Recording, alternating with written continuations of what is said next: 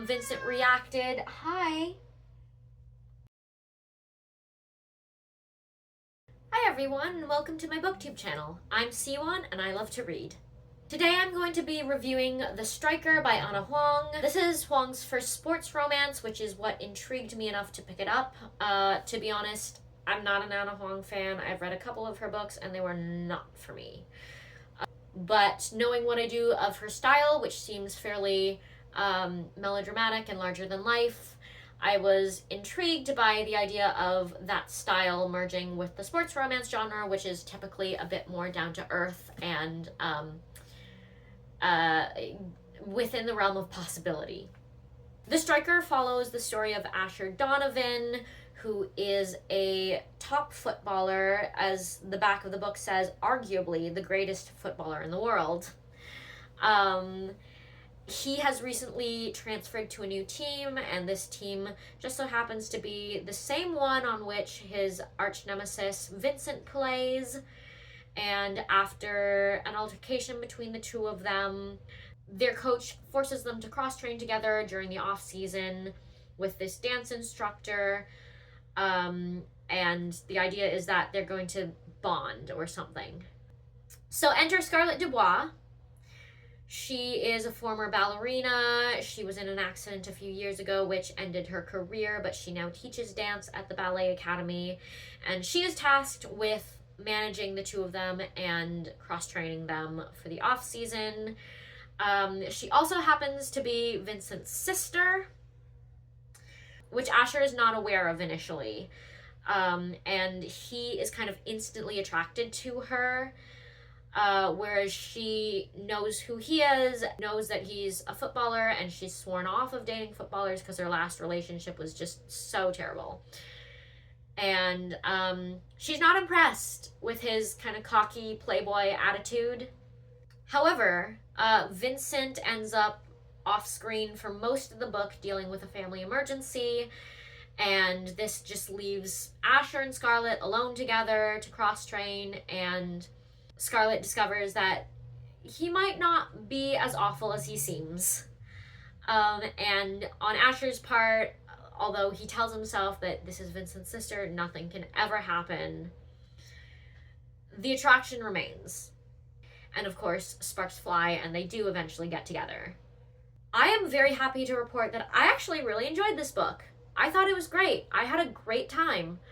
It just has a really fun cast of characters, and honestly, I'm a sucker for when his public persona is cocky playboy, devil-may-care attitude, rich, kind of larger-than-life figure, and he secretly has like a heart of gold. I really like that trope.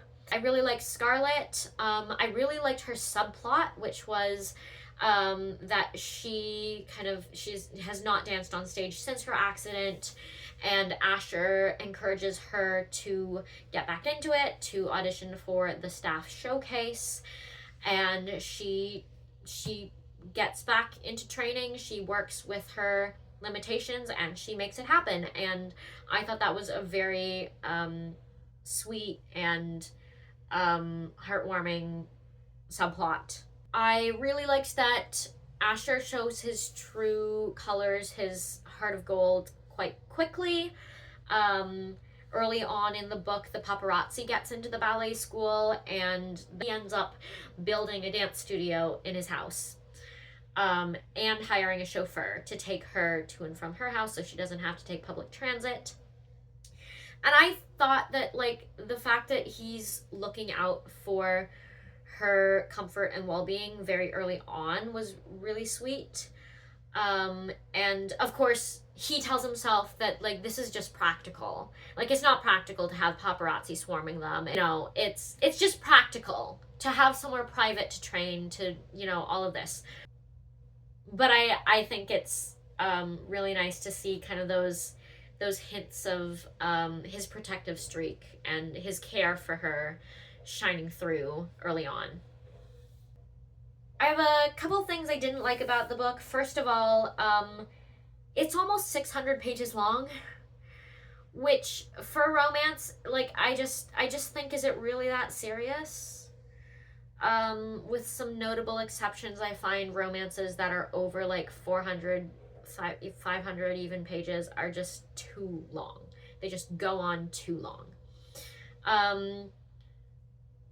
This one, I for the most part, I didn't feel like it dragged, although once they were together and they then had to tell Vincent that they were together, I did think it went on a little too long, because they start talking about like, oh well, we're gonna have to tell my brother, um and then there's like 300 pages where they don't tell him.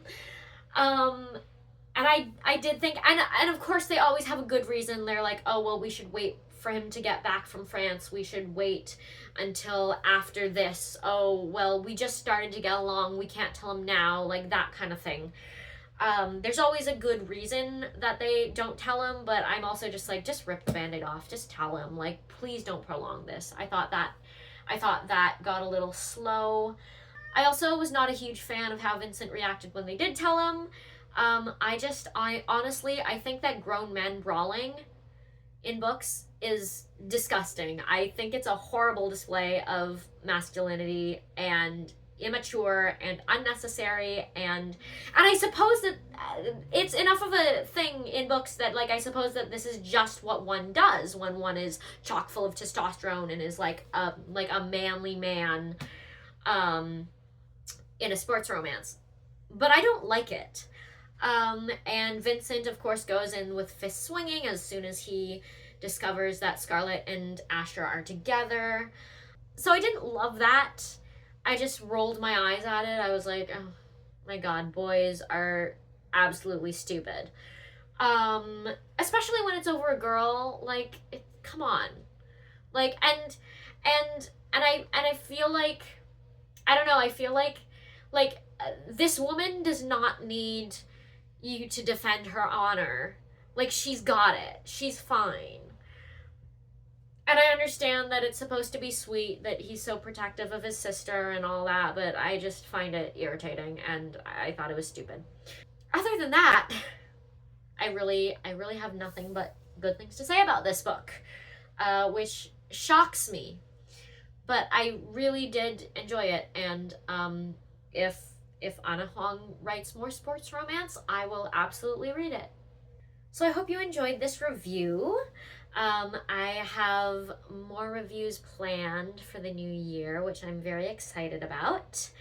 If you're new here, like and subscribe. If you're returning, thanks for sticking with me, and I will see you in the next one. Bye.